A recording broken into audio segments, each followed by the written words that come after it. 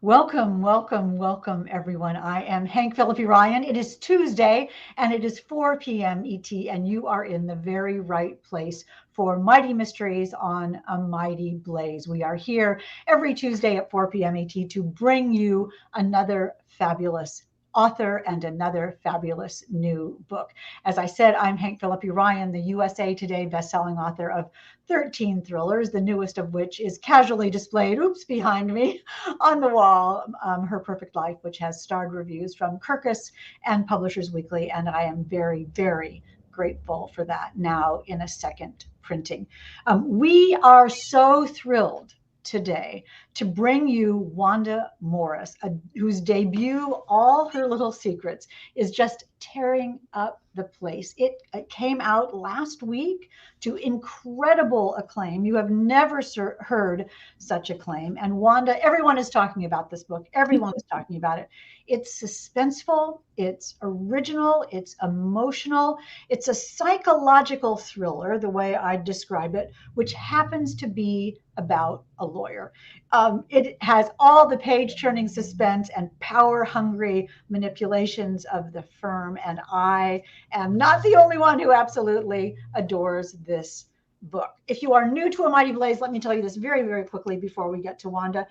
It's a group of 36 or so volunteers who bring you constant programming about books and reading and authors, started at the beginning of the pandemic by the powerhouse team of Jenna Blum and Caroline Levitt to keep us all in a community talking about books and reading and authors. And here every Tuesday at 4 p.m., we bring you our mystery program.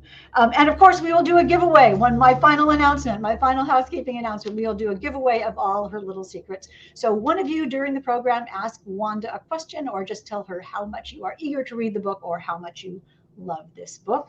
And the blazer behind the scenes will pick a winner during the live broadcast. So as always, you must be here live. That's a little secret to win All Her Little Secrets.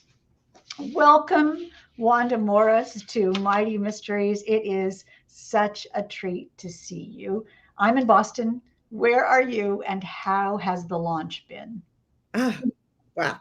I am in Atlanta, Georgia, and it's sunny and about 75 degrees here today. So it's absolutely gorgeous. And the launch, wow. This week has been amazingly surreal.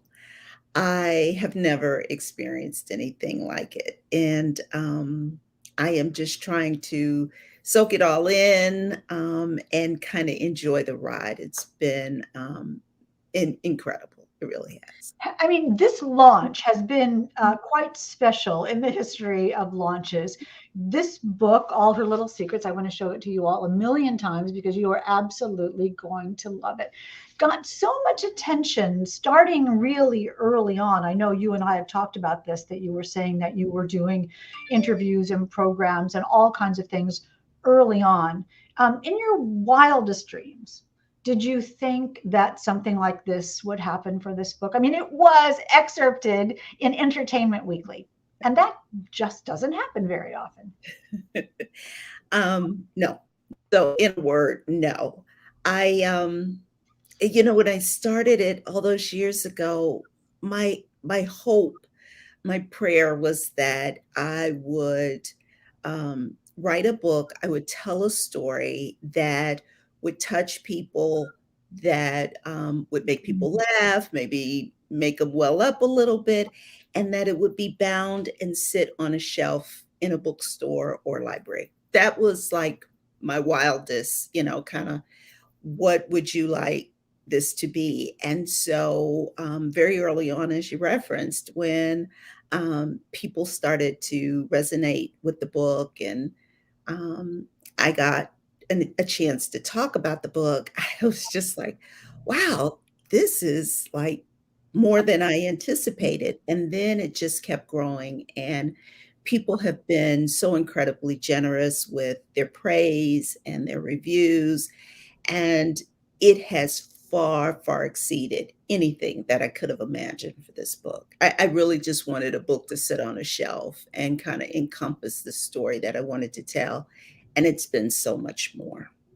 It has, but well deserved. These things, people, you say people are generous, but people aren't always generous. People are honest, and people are loving this book. Sherry is saying, congratulations on your new book. Carla is saying, hi, Hank and Wanda from Alabama. And here's Emily Dame. And here's Julie Kadamas, who says, I love this book. And Mary Rita Schwartz is saying, congratulations. And Joyce is saying, congratulations.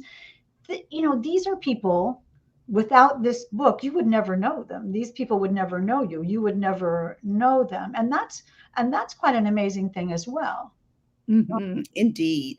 Um, that's been one of the bigger surprises as well, is that the book has resonated with a lot of different people. Mhm. I tell a story about one Black woman, but this book has resonated, across gender, across races. Um, I have I have 20 somethings telling me, oh my gosh, I just love this. And this story I can so relate to. And, it's a story about a Black female who's in her 40s. So it's really been incredible, and I really am blown away. I don't have words to articulate it, so I keep using the same kind of silly Well, words. I love those silly words, and it is a joy to hear you say them. Let me introduce you a little bit formally to the group of someone who doesn't know your background very quickly. I'm going to read it so I get it right. Wanda Morris is a corporate attorney who has worked in the legal departments for several Fortune 100 companies. An accomplished presenter and leader, Morris has previously served as president of the Georgia chapter of the Association of Corporate Counsel and is the founder of its Women's Initiative, an empowerment program for female in-house lawyers. An alumna of the Yale Writers Workshop and Robert McKee's Story Seminar, she is a member of Sisters in Crime, Mystery Writers of America, and Crime Writers of Color. Morris is married, the mother of 3, and as she told us, lives in Atlanta, Georgia, where I lived for years. So it was really fun to think about us living in the same city at different times. Were you there in the late late 70s and early 80s? I was not. I'm originally from Ohio, so Ah, I moved down here after law school. So yeah, I wasn't down here during that period. okay. And I'm originally from Indiana, so we were still adjacent. There Adjacent. we go. So just to ground everyone in your story before we get into it a little bit more deeply, tell us about all her little secrets. Just tell us the basic story. Sure. I tell people that, jokingly, despite the body count, it really is a book about family and love and loss and resilience. Mm. It is the story of Elise Littlejohn, who is a Black female lawyer, late 40s, seemingly has it all, high paying job, great group of friends. But she goes into the office one day for a meeting with her boss, and she finds him dead of a gunshot. And she does what seemingly would be the unthinkable. She walks away as if she's seen nothing. And the reason why she does that is because she has some dark secrets of her own. Shortly after his death, she is promoted to replace her boss in the executive suite. And once there, things take a turn for the worse. All those dark secrets, including a small town past and a brother she's tried to keep under wraps, all of those secrets start to kind of climb to the top and bubble to the surface. And she also discovers a really sinister plot. And so she is put in this quagmire of trying to save her brother and stop a conspiracy that's far more sinister than anything she ever imagined. And it is fascinating. It is such a page turner. I love what you say about family love, loss, and resilience. What was the thing that was the germ of this story? What was the thing that made you think, oh yes, I'm going to write about Elise Littlejohn and her Mm, past and her present and her future? What started you with that? sure. So I worked for an organization where executive management called everyone family. When you work here at Blip Company, your family, everybody's part of the family. but it was evident that they didn't treat their employees like family, whether it was pay equity or promotional opportunities. Women, people of color, disabled were not very valued in the company. Um, but one person in the organization, in my department specifically, died. And there was nothing sinister about the death, but it just stuck with me because I was mortified by how quickly everybody went back to normal. Like the person had never existed, like the office was cleaned, and 2 days later, somebody was in there, and the person's name was never mentioned again. And it just stuck with me that if we were all family, why were we treated like this? And so it served as the theme that I wanted to explore in the book, like who do we call family and why? And that's fascinating because I know that your book wasn't initially called All Her Little Secrets, and I love the origin of what the original title was and how that informs what you just talked about, this corporate culture and the duplicity and the manipulativeness and the sort of fake family element of it, Mhm. and how people's hearts can be broken on so many levels and people's lives ruined because of Mhm. that culture. Tell everybody else the secret of what this book used to be called, and why that was important. Sure, sure. So the book for years was called The Elephant Fighter. And the title came from an African proverb that says, when elephants fight, the only thing that suffers is the grass, which essentially means that people with all the power argue and bicker and fight. The little people who are without are the ones who suffer the greatest. Hmm. And the epithet of the book still contains that proverb, which I was very pleased about. Um, and the book is structured into three sections: the elephants, the grass, and the fight. I I chose that title because the corporate culture that I explore in the book deals with these giants of sort. And if you read the book, Meaning the powerful the people that have powerful people, corporations. exactly, in the executive suite. Hmm.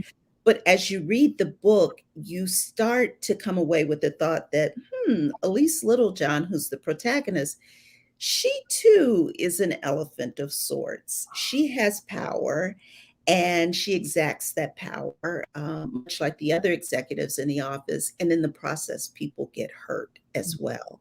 And I think that is kind of, I think that's the element of the story that cuts the most emotion, because you have someone who seemingly is, kind of an ordinary everyday person, but kind of doesn't realize her strength and the power. And when she finally does, she kind of looks around at the decimation that it's created. And I think it cuts to the heart.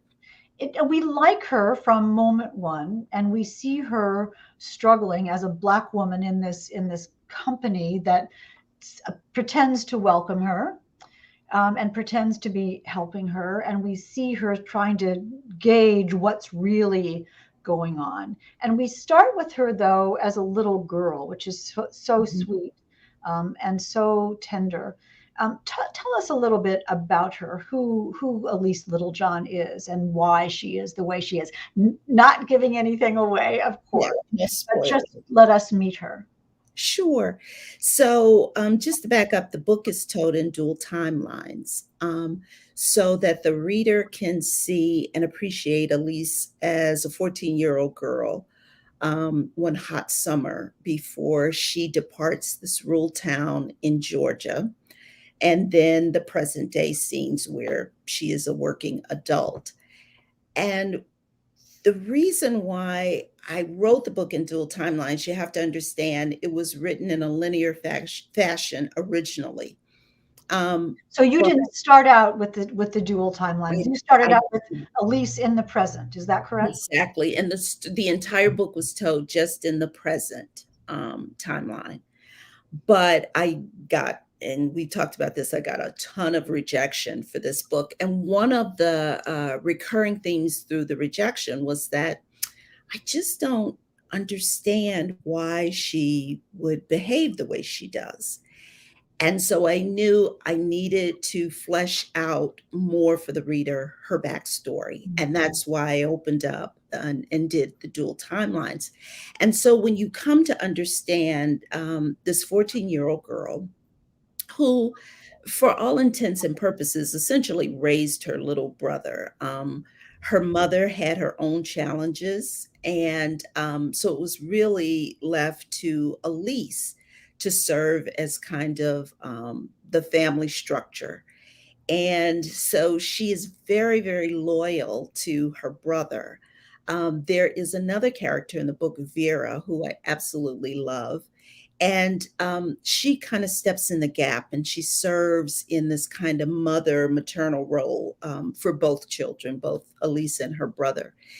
And so the backstory deals with this love and this unbreakable bond between she and her brother, and then this maternal figure, and how this woman guided her essentially to the success that she became in the present day. But it was also a way to explain the things that happened to her back in that summer of 1979 also were inextricably tied to the things that happen in that office suite where she finds her boss dead and her reaction to it. So she's a smart, hard driving, ambitious lawyer who also happens to fall in love with the wrong person, about which she berates herself throughout. But everyone makes a mistake like that. And it's all about power and ambition and making her life better. And yet there's this undercurrent of the little girl she used to be and what everyone wanted for her and hoped for her. The dual timeline is gorgeous. And if you'll take a look at the comments. When I look over here, you all, I'm looking at the comments to see what you all are saying in the comments. And it's just, ooh, we love a dual timeline story. Dual timelines are my favorite, says Sherry. Carla says, love dual timeline stories. Lots of exclamation marks going on. The thing that I adore about this book, one of the many things, is your really rich and original voice. The voice of Wanda Morris, the writer, comes out, and as a result, the voice of Elise comes out. And I was telling Wanda and I talked the other day about this in another interview. So we're getting to know each other pretty well, happily, through this amazing book. But I teach a class, I was telling Wanda, in first lines, and I've now taken Wanda's first line and put that in my class to teach writing students what makes a good first line and why a good first line draws you into the book. And let me just take a moment to read this first line to you all. This is the first line. I'm looking for my glasses here. Oh, do you hear that siren? This is like, no, don't read the first line. The book begins, Chillicothe, Georgia, August 1979. The three of us, me, my brother Sam, and Vera, or Miss V, as everyone in Chillicothe called her, looked like a little trio of vagabonds as we stood in the Greyhound bus station, which in Chillicothe meant a lean-to busport in the parking lot of the Piggly Wiggly. Now you can't, I mean, you have setting, you have character, you have tone, you have voice, and you have action, all in that first line, which I counted, and it's 50 words. It's a risky first line because that's a lot of information to give. And yet the rhythm of your voice and that quiet, almost Southern tone of it lets us know that we're going to read literary fiction about someone probably going on a journey. And that's exactly what you give us. Did that first line come out as seamlessly to write as it does on the page? Um, you know what? Interestingly enough, yes, although a lot of other lines in the book did not. Yeah, I know the feeling. But that one did. And as I said, when I decided to open up her backstory, I knew that I had to pick a moment where she was showing some real strength. Mm. And, what time do you have to be really strong than when you were a young child leaving home for the first time? And I wanted to make sure that I captured not only kind of her, but those who were around her that she was closest to and she loved. And you'll find as you read the book that the three of them have always been like that. And throughout the book there's this theme about, you know, how do we take care of Sam? How do we take care of Vera? How do we take care of Elise? The three of them are kind of caught in this web of care and love. And so I wanted to write a sentence that would make the reader kind of stop and say, oh, okay, there must be something with these three. And there really is if you read the Of book. course, there really is. And it's so cinematic and so visual with the lean-to and the Piggly Wiggly. We can all see that in the parking lot. And another wonderful thing about all her little secrets, as you can hear from that first line and how Wanda describes the reasoning behind it, it's a wonderful plot. It's a wonderful story. It's a terrific page-turning story. But it's also about these relationships and how some relationships are on the surface, but many relationships are the tip of the iceberg, and there's so much underneath them, whether it's treacherous or whether it's well-meaning and loving. And every one of us is trying to figure out how to weather that. I mean, there is some deep, rough emotional territory in this Mhm. book that emotional to read, fulfilling and gorgeous and emotional to read. But I wonder how it was to write those tough scenes. Oh, that is a good question. It was tough indeed. I a- as you read those scenes, you'll find that I don't put a lot of the really kind of tough, gory stuff on the Right, at page. all. And that's what I'm forgive me for interrupting you. You know me. I'm going to do it. That's what I thought was so great about it, is that it's all left to the imagination. It's Mhm. all emotional. It's all we can picture what's happening in several scenes, but it doesn't. It's not. It's just touching. The whole thing is it's just so touching and so revealing, and the depth of emotion that you created in this book is quite astonishing. Thank you. Thank you for that. I like I liken it to, my own imagination. And Mhm. sometimes my imagination could go places where somebody probably didn't intend in the written word. And so for me, when I was writing those tough scenes, what I wanted to capture there was not so much kind of, the actual event in those tough Yeah, scenes.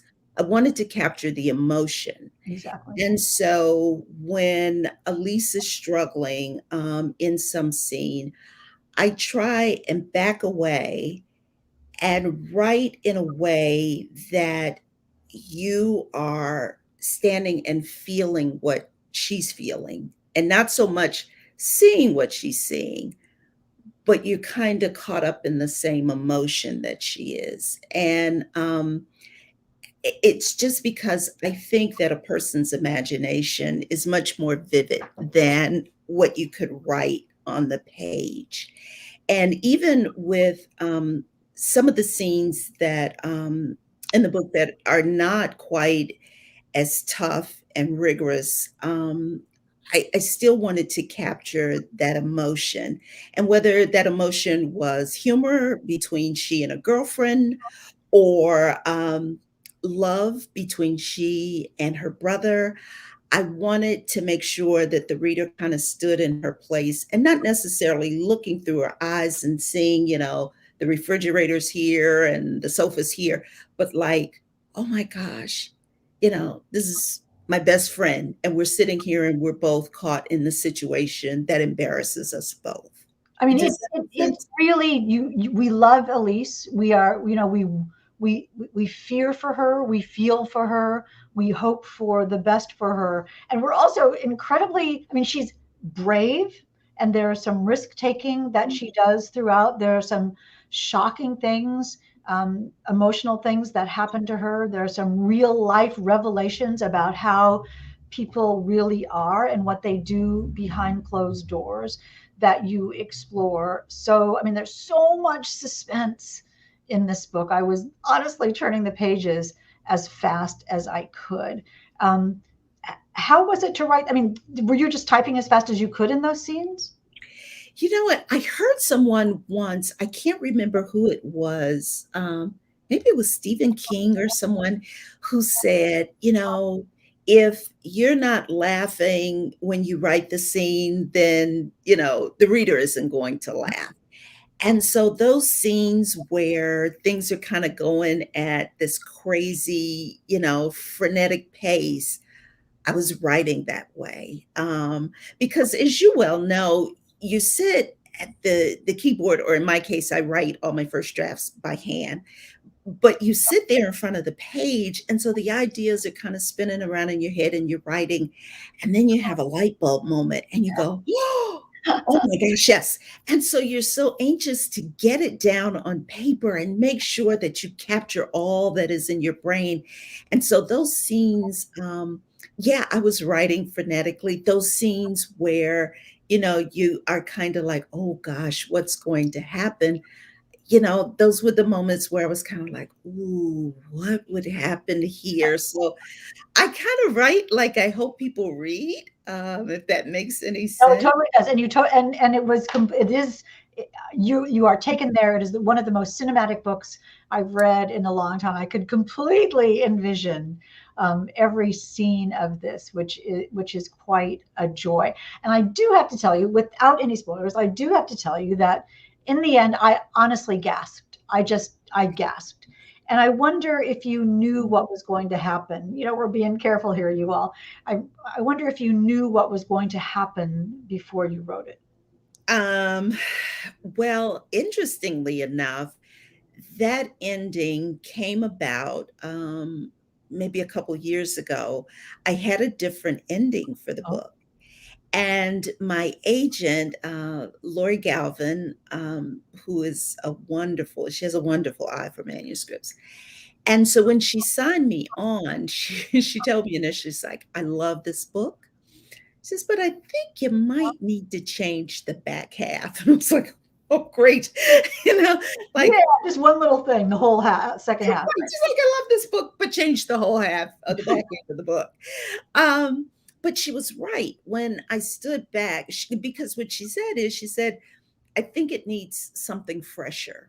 And she was right, because the ending I originally had been seen and done before. And so, I took her advice. But when I did figure out, what was going to happen at the end, it was again one of those light bulb moments. And I was kind of jotting down some things. And then I was like, oh, yeah. So it kind of surprised me. So I was just like, I hope it surprises the reader too. No, I think that's such a key thing. I never know the end of my books, never. And people say, wow, the ending of or the twist or whatever really surprised me. And I say, yeah, wasn't that a surprise? But what we're going for is surprising but inevitable. And that's the thing Mhm. that's so marvelous about all her little secrets as well, is that you're surprised, but you think, oh, exactly. That's exactly what should have happened. Isn't it interesting to think about an editor's brain, that they can look at your whole book and they can say to you, Wanda, I love this book. Just change about half of it. The idea that she saw this talent in you and this skill in you and this potential in you, and instead of saying, no, I want a better book, she said, oh yeah, let's do this together. That must have been a Yeah. moment for you. Oh, it really was. I give her so much credit. Lori is an absolute angel among us. She, she has this incredible eye, not only for story, but she's like, have you thought about this? Or have you thought about that? And so, she I always tell her, I was like, you give me just enough to either run free or enough that you can rein me back in because, there was some parts of the book I kind of went off and she's like, I'd probably not go there if I were you. And I was like, okay. So, I love that, to have a trusted editor who you mhm. can rely on, because what we don't know, and there's so many possibilities. I used to have an editor who would say, the reader will not understand what's going on in this chapter. Please address. She would just say, please address. And that meant, you know what to do. You can think of it. I trust you to think of it, but this isn't quite working. And it's such a respect. It's such a respect for a writer's brain that she Oh, trusts to it do. truly is because now that was just my agent that looked at the book before we Ah, went into agent. submission. My editor is another one with a keen eye. She, oops. You're back. Oh, okay. Am I back? Yep, you're back. Let me find you because I can't see you. I'm so, so sorry Oh, about that's all right. You keep talking. You're fine. You're on screen There we beautifully. go. Okay. But my editor was just so marvelous because when she purchased the book, she said, you know, I knew from the moment I read the first passages of this book, yes, this is the book that I want to edit. And that just meant so much to me because she, again, is one who just says, like you say, you know, go do your thing. And, she would have passages in the book where she was like, you know, I like this and I understand it, but I don't think everybody else will. So why don't Good. you take another look at that? Right? Exactly. But she doesn't micromanage me, which is lovely. I adore her. Asante Simons. Oh, She's wise beyond her years. completely so, completely so. So you had an agent who loved it. You had an editor who loved it, and now you have this legions of readers who are equally loving the finished product. We're running out of time, but let me quickly ask you one final question, and that is, I want you to tell, if you will, all of the people here today who are meeting you or knowing you, learning to know you, how you began writing this book and how you handled who you told about it. Yeah. So I started this book 13 years ago and I put it away. And if there are any writers out there, hear me, take away this one thing from today's interview. Do not give up because I put the book away for 7 years. And then I picked it up again about 6 years ago and decided I'm going to commit to this. Long story short, tons and tons of rejection, but I finally got a book deal. And that's when, I was kind of doing revisions and so forth. But through all those years, I never told anyone I was writing. Because again, I was listening to all those little voices in my head that told me, you're a lawyer, you're not a really good writer, why are you doing this? But probably a few years ago, I had to finally confess and tell my husband because I got into Yale Writers Workshop, which meant I'd be away and he'd have to take care of our son. So I told him I wrote this book. But I didn't tell other people, my family, my friends, my colleagues, until the pre-order link went live this year, back in February. So yeah, I don't know what it is about secrets. I guess I can keep one as well as Elise Littlejohn. I could hear that story a million times. It is so charming and so funny. And I imagine you were telling me that you worked in the library on your lunch hour. Is that Yeah, right? I did. And you, Every day I would go to the library and write for an hour and a half, but no one knew. so tell me, my final question to you, and I will have a couple from the audience if there are any. I think there are. What was your husband's expression when you said, I'm writing a book, or I have written a book? He was so funny. I said, I need to go away for a couple weeks. And he's like, where are you going? Because he thought it was a business trip. And I was like, no, I got into this writing program, and he's like, "Writing?" And I was like, "Yeah, I wrote a book." And he looked at me for a minute. He's like, "You wrote a book?" I said, "Yeah." And he said, "Well, what's it about?" And I told him, and he said, "Ooh, that sounds good." Oh, I love it. So he was surprised, but he has been so encouraging. He's been, Yes. What did he say on your launch day? What has he said about all this?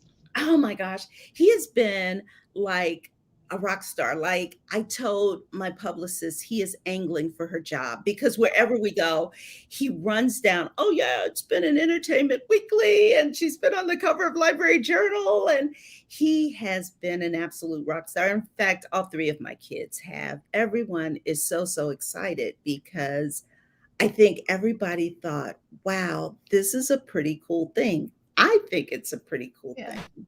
It is a pretty cool thing. It's demonstrably a pretty cool thing. And I know that we have a question asking you. Now, I don't want to take away from your launch. And this is the typical author question that people ask on launch week. And they're like, what are you working on now? And the author says, can't we just talk about my book that's out now that I worked on for 13 years? Because, and let me just say one more thing about that. Even more timely now than it was when you began writing it. It Mhm. just resonates so gorgeously. It's so contemporary. It's such a necessity for people to read. Trust me, all you will love all her little secrets. But now I am going to ask because someone wanted me in the chat to ask, what are you working on now? Sure. So I have just finished up book two, which is also a thriller. Mm. It is about two sisters who become embroiled in the murder of a white man. They are Black, he is white. It is Jim Crow South, Mississippi, 1964. So justice will not be very good to them if they stay. So they decide to run. One runs to the north, the other to a small town in Georgia. What they don't realize is someone knows what happened and is hot on their trail, and he has secrets of his own, including a motive that they are unaware of. It sounds amazing. Do you have a title? No title as yet. I'm horrible with titles, Hank. I mean, that's why you're not holding up the elephant fighter. You're Right, holding right, up right. Well, my new book doesn't have a title either. We are in this together. And I need to tell you that my husband is a criminal defense and civil rights attorney, and he Mm, worked in Mississippi, in Jackson, in the early 60s. So he was there during the time that your book takes place. So let me know I if may need to talk to him. right, you would get along. He had some amazing experiences that I'm sure he'd Oh, love to share. But I'm your sure. book is done. Your book is done. Your book is done. Wanda, you are, let me see if there are any questions that I've gone over my time, but you are so fantastic. If there are any quick questions, people are saying nothing better than a secret, cooperative sisters. That sounds great. People are saying, ooh, about your next book. Shannon is asking, did you have a say in the cover? It is Oh my gorgeous. gosh, yes, yes. They asked me, my publisher asked me, what kinds of things do you like? What do you want? And there were really only two things that I asked. One, I wanted a Black woman on the cover. And the second thing is, I wanted the cover to reflect what Elise had, the dual timelines. Oh, And so I was like doing laundry or something, and my agent sends me a text and she says, "Go check your phone right now. Go check your email right now." And I was like, oh my gosh, they've decided to cancel the book. But I go and I open up my email, and that picture is there, and it blew me away. It is, I love it. Ploy Serpent is the art director at HarperCollins, and she designed that. It's stunning. gorgeous. And if you can see, it's a woman in a gorgeous woman in cool, chic sunglasses. Mhm. And in the lens of the sunglass is a little girl. Yeah. So the two timelines just so perfectly realized in the cover of All Her Little Secrets by the fantastic Wanda Morris. Thank you so much for being with us this afternoon, and many congratulations, and long may you write. And please don't keep your writing secret ever, ever, ever again. Let me tell you all quickly before we go. Next Tuesday at 4 o'clock, we'll hear from Lynn Reeves, The Dangers of an Mm. Ordinary Night, a wonderful psychological thriller. If you love theater, this book is structured around the theater, lots of Easter eggs and lots of surprises and lots of secrets for theater fans about two families and two teenage girls, both of whom are theater majors who go missing after an audition. Mm. Very tense, very sinister, and very revealing. And today you have now about 4 more seconds to enter to win All Her Little Secrets by Wanda Morris. If we haven't picked the winner yet, then the winner is Emily Dame. Yes, look at that. I say it, it happens. Thank you. Thank you, Backroom Blazers. It is not marvelous to have you all with us here today. Wanda, congratulations. And thank you for being Thank you. here. Thank you so much. 1,000 thank yous. And to you too. And to you all too